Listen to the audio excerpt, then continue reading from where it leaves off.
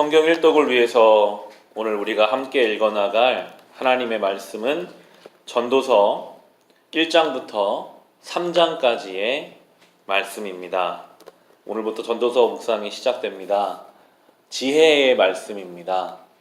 하나님의 지혜는 세상의 지혜와는 그 방향이 다릅니다. 이 세상을 살아가는 우리에게 이 하나님의 지혜는 너무나도 귀한 것입니다. 이 말씀을 붙잡고 묵상하며 살아가시기를 바랍니다. 순간순간 하나님이 주시는 지혜가 우리의 삶을, 우리의 가정을 하나님 보시기에 건강하게 만들어 갈 것입니다. 전도서는 이렇게 시작합니다. 1장의 2절을 보시면 전도자가 말한다. 헛되고 헛되다. 헛되고 헛되다. 모든 것이 헛되다 라고 하면서 전도서가 시작하고 있습니다. 우리말로 번역된 헛되다 라는 이 말은 원래 성경에 쓰인 히브리 말로 보면 헤벨이라는 단어를 사용합니다. 이 말은요, 추운 겨울에 밖에 나가서 입김을 후 불면은 하얗게 김이 서렸다가 금방 없어지잖아요. 그러한 것을 헤벨이라고 합니다. 잠깐 불면 눈에 보이는 것 같고 있는 것 같지만 없어져 버리는 것. 오늘 전도자는 이 세상의 모든 일을 마치 그러한 겨울에 나가서 우리가 후 불었다가 잠깐 눈에 보였다가 없어지는 것과 같다라고 설명하고 있습니다. 그런데 인간은 그 없어져 버릴 것을 붙잡느라고, 그게 붙잡히지가 않잖아요. 붙잡은 것 같지만 손을 펴보면 없잖아요. 그런데 그것을 붙잡기 위해서 때로는 미워하고 염려하고 붙잡은 것이 없어질까봐 노심초사하고 있다. 이 모든 것을 다 소유했던 솔로몬은 자기 인생의 말년에 뒤를 돌아보니 마치 그것이 그 겨울에 내뱉었던 숨과 같이 헤벨, 헛되고 헛된 것이었다라고 이야기하면서요. 9절을 보시면 1장 9절에 이미 있던 것이 훗날에 다시 있을 것이며 이미 일어났던 일이 훗날에 다시 일어날 것이다. 이 세상에 새 것이란 없다라고 말합니다. 우리 성경 이 세상 앞에 주가 6번 달려 있는데요. 원래 우리 개역 성경 그리고 원래 히브리어 원어에도 이 세상이라는 단어는 해 아래로 번역되어 있었습니다. 해 아래에 새 것이 없다. 해 아래라는 것은 결국은 세상을 뜻합니다. 전도자는요, 구별을 해요. 해 아래의 것이 있고 해 위에 하나님께로부터 우리가 구할 것들이 있는데 이 세상의 것은, 해 아래에 있는 그 어떤 것은 새로운 것이 하나도 없다.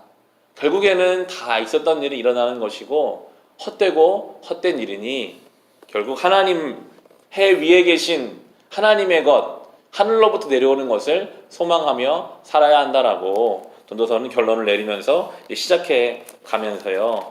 2장 3절 4절을 보시면 본인이 경험한 이야기들을 이제 하기 시작합니다. 2장 3절과 4절에 지혜를 갈망해 온 나는 술로 내 육신을 즐겁게 하고 낙을 누려보려고 마음먹은 적도 있다. 참으로 어리석게도 이렇게 사는 것이 짧은 한 평생을 가장 보람있게 사는 것이라고 생각하였다. 4절에 나는 여러 가지 큰 일을 성취하였다.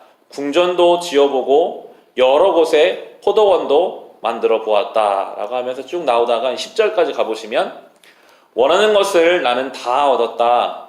누리고 싶은 낙은 무엇이든 삼가지 않았다. 나는 하는 일마다 다 자랑스러웠다. 이것은 내가 수고하여 얻은 나의 몫인 셈이었다. 그러나 내 손으로 성취한 모든 일과 이루려고 애쓴 나의 수고를 돌이켜보니 참으로 세상 모든 것이 헛되고 바람을 잡으려는 것과 같고 아무런 보람도 없는 것이었다라고 고백하고 있습니다.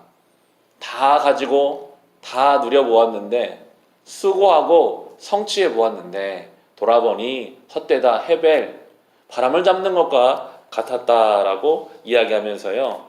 24절에 보시면 사람에게는 먹는 것과 마시는 것, 자기가 하는 수고에서 스스로 보람을 느끼는 것, 이보다 더 좋은 것은 없다. 알고 보니 이것도 하나님이 주시는 것, 그분께서 주시지 않고서야 누가 먹을 수 있으며 누가 즐길 수 있겠는가라고 고백해요.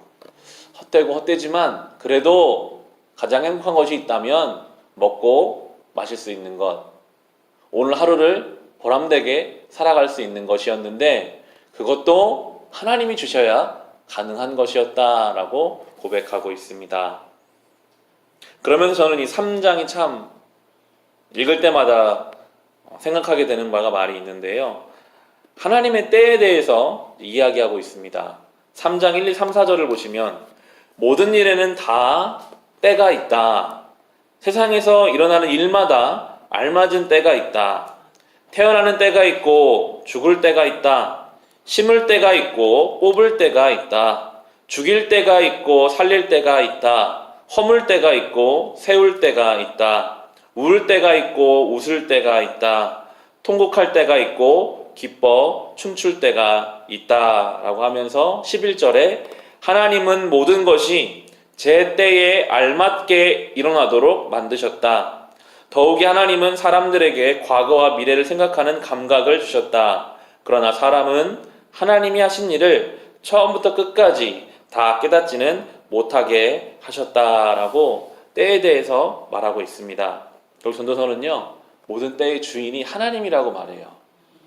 다 하나님이 정하신 때에 정하신 일에 맞추어서 이루어질 것이다. 이것은 허무주의와는 다릅니다. 그러면 우리는 아무것도 안 하고 기다려야 하는 것인가? 그것을 말하는 것이 아니라요. 사람이 자꾸만 하나님의 영역에 침범하려고 하거든요.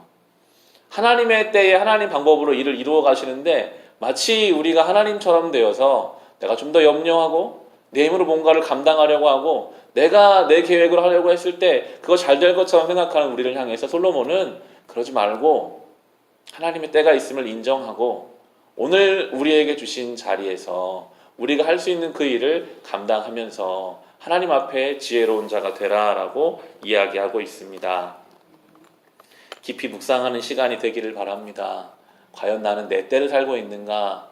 하나님의 때를 살아가고 있는가? 잡으면 없어져 버릴 이낀가도 같은 것을 잡느라고 때로는 믿음마저 뒤로 하고 살아가고 있지는 않은지, 우리가 죽음 앞에 서서 하나님 앞에 갈 때에 우리 인생을 돌아봤을 때 그래도 내가 하나님 앞에 지혜롭게 잘 살았구나라는 고백을 드릴 수 있는 저와 여러분이 될 수 있기를 주님의 이름으로 축원합니다.